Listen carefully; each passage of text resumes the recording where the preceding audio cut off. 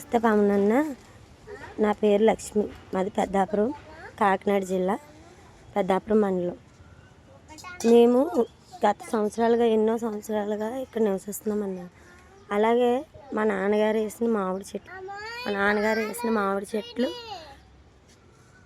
ఇది మా ఇల్లు అన్న. ఇక్కడ జరిగే అన్యాయం ఏంటంటే,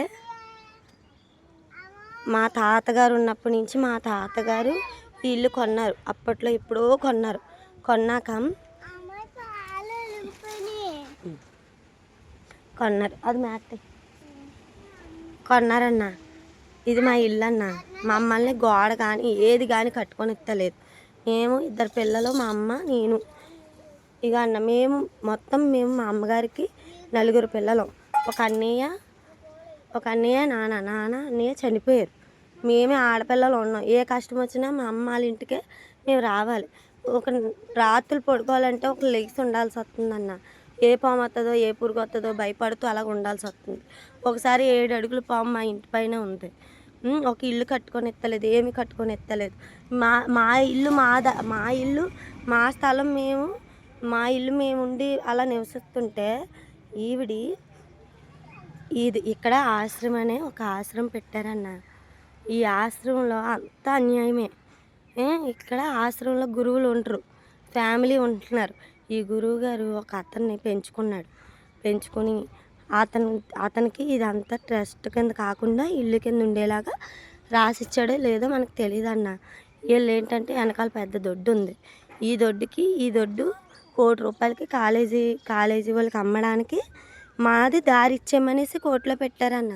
కోర్టులో పెట్టేసి లాయర్కి లంచాలు ఇచ్చి మా ఇల్లు పోయేలా చేశారు.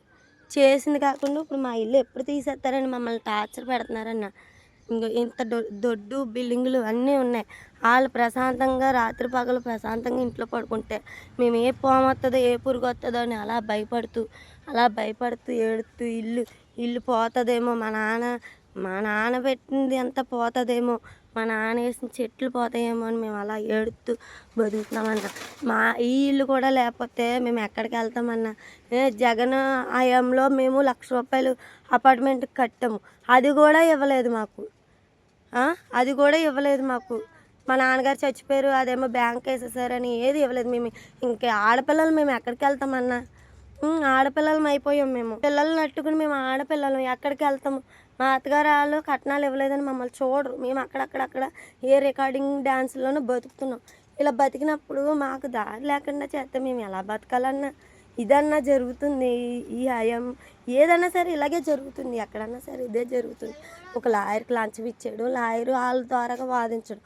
ఇందులో బాగా తెలుసన్న, ఇందులో ఆ గురువుగారు కొడుకు కాదు, అతన్ని పెంచుకున్న తర్వాత ఇదంతా వాళ్ళకి కావాలని చెప్పేసి కోర్టులో వేసి ఆ కోర్టులో లంచాలు ఇచ్చేసి మేము పేదవాళ్ళమన్నా 3 పిల్లలు పెళ్ళిళ్ళు చేసి మా అమ్మ పురుళ్ళు వేసి ఇది ఏం జరుగుతుందో కూడా వాళ్ళకి తెలీదు. వీళ్ళు మేము ఇప్పినప్పుడు కట్టేసి వేసేస్తున్నారని అడ్డుగా వేసేస్తున్నారని చెప్పేసి వీళ్ళు కోర్టులో వేసేసారు కాగితాలు అట్టుకెళ్ళి. ఇదన్నా జరుగుతుంది. మాకు న్యాయం జరగాలని కోరుకుంటున్నామని. ఇప్పుడు కూడా మాకు న్యాయం జరగకపోతే మేము ఎందుకు బతుకుతున్నామో మాకే తెలియదు అన్న. మా కష్టం మీద మేము బతుకుతున్నాం. నా పిల్లలతో నా పిల్లలు అట్టుకుని రెక్కల మీద మేము బతుకుతున్నాం. ఒక స్థలం లేదు, ఏమీ లేదు. మాకు సావే దిక్కన్న. ఇది కూడా పోతే